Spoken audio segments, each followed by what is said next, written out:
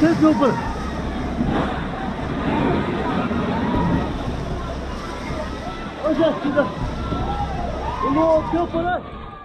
जिस टाइम मैंने उस घर को गिरते देखा, आज जो मेरे गले की स्थिति है, मैं देख भी नहीं पाई कि क्या गिर रहा है क्या नहीं। मतलब मैं इतनी जोर जोर से रो रही थी, मेरी सिर्फ चिंखें निकल रही थी, मैं कुछ नहीं कर पा रही थी।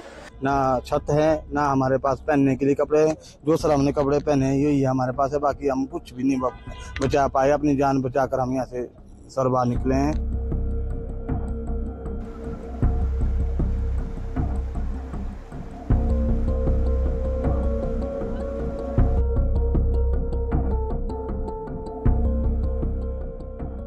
पूरे प्रदेश में बरसात में 2350 2350 हाउसेज आर completely damaged।